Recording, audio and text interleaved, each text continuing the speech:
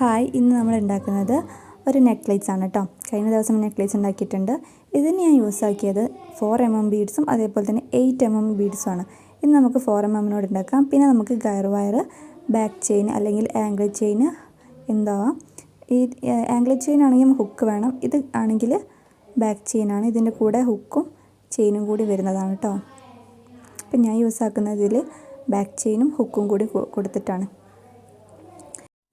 ഇനി നമുക്ക് ഗയർ വയർ ഞാൻ എടുക്കുന്നത് ഏകദേശം 170 സെൻറ്റിമീറ്ററാണ്, അല്ലെങ്കിൽ നമ്മൾ പറയുകയാണെങ്കിൽ ഒരു 1.25 മീറ്റർ എന്നൊക്കെ പറയും, അത്രയാണ് എടുക്കുന്നത്.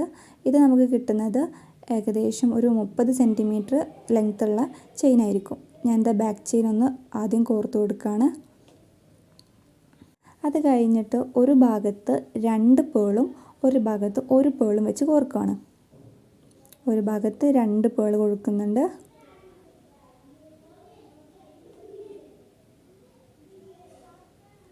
മറ്റൊരു ഭാഗത്ത് 1. ഇത് നമ്മൾ കഴിഞ്ഞ പ്രാവശ്യം ചെയ്ത പോലെയാണ് ചെയ്യുന്നത്. അവിടെ ഒന്ന് കണക്ട് ചെയ്യാൻ വേണ്ടിയിട്ടുള്ളൊരു ഇതാട്ടോ ചെയ്യുന്നത്. എന്നിട്ട് അതിൽ ഒന്നിട്ട പേളിൻ്റെ ആ ഒരു കണ്ണി എടുത്തിട്ട് ആ രണ്ടാമത്തതിൻ്റെ ഉള്ളിൽ കൂടെ ഓപ്പോസിറ്റ് ഡയറക്ഷനിൽ നമുക്ക് എന്ത് ചെയ്യണം, ഇട്ട് കൊടുക്കണം. നമ്മൾ കഴിഞ്ഞ പ്രാവശ്യം ചെയ്ത് അതുപോലെ തന്നെ ഓപ്പോസിറ്റ് ഡയറക്ഷനിലേക്ക് ഇട്ട് വലിച്ചു കൊടുക്കുകയാണ്.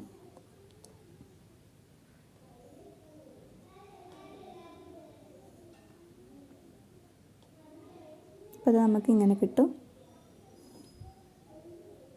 ഞാൻ ഈ ഒരു ഭാഗത്ത് എന്താക്കണം, ഒരു വെയിറ്റ് വെച്ച് കൊടുക്കണം, എന്തെങ്കിലും ഒരു വെയിറ്റ് വെച്ച് കൊടുക്കുക. നമുക്ക് ഈസി ആയിട്ട് ഇതൊന്ന് കോർത്ത് കിട്ടാൻ പറ്റും. അല്ലെങ്കിൽ നമുക്കിങ്ങനെ വലിക്കുമ്പോൾ അത് താഴെ നിൽക്കില്ല, അതിന് വേണ്ടി ചെയ്യാണ്.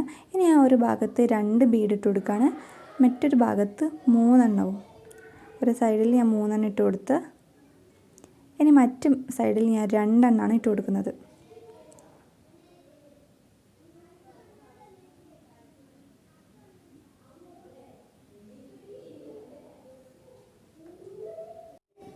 ഇനി നമ്മൾ 3 എണ്ണം ഇട്ട ആ ഒരു ബീഡ്സില്ലേ, അതിൽ മൂന്നാമത്തെ ലാസ്റ്റ് ഇട്ട ബീഡ്സിൻ്റെ ഉള്ളിൽ കൂടെ എന്താക്കാണ്, മറ്റേ കണ്ണി ഓപ്പോസിറ്റ് ഡയറക്ഷനിൽ നമ്മൾ നേരത്തെ ചെയ്തതുപോലെ ചെയ്ത് വലിച്ചെടുക്കുകയാണ്. അപ്പോൾ അത് നമുക്ക് ഇങ്ങനെ കിട്ടും.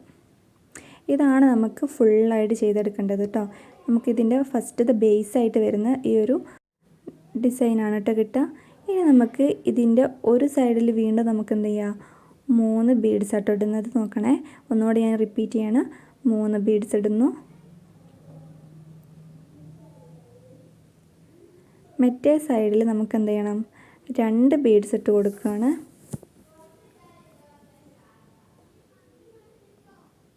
ഇനി ആ 2 ബീഡ്സ് ഇട്ടതിൻ്റെ കണ്ണി എടുത്തിട്ട് മറ്റേ മൂന്നാമത്തെ ബീഡ്സിൻ്റെ ഉള്ളിൽ കൂടെ എന്താക്കാണ്, ഓപ്പോസിറ്റ് ഡയറക്ഷനിൽ ഇട്ട് കൊടുക്കുകയാണ്. നമ്മൾ നേരത്തെ ചെയ്ത അതേപോലെ തന്നെ കേട്ടോ, ഒരു വ്യത്യാസമില്ല. ഇങ്ങനെ ഞാൻ എന്താക്കാണ്, ഈ ഒരു ഗയർ വയർ തീരുന്നത് വരെ ഞാൻ ചെയ്ത് കൊടുക്കണം. അപ്പോൾ നമുക്ക് ഏകദേശം ഒരു 30 സെൻറ്റിമീറ്റർ നീളത്തിലുള്ള നെക്ലേസ് കിട്ടും. ഇതാ ഇപ്പോൾ എനിക്ക് ഇങ്ങനെ കിട്ടിയിട്ടുണ്ട്. നമുക്ക് ഇതിൻ്റെ അറ്റഭാഗത്ത് എന്തുണ്ട്, കുറച്ചൊരു ഭാഗം കിട്ടുന്നുണ്ട്. ഇത് നമുക്ക് ടൈ ചെയ്യാനുള്ളതിന് മുമ്പ് നമുക്ക് എന്ത് ചെയ്യണം, 2ലും ഓരോ ബീഡ് വീതം ഇട്ട് കൊടുക്കുകയാണ്.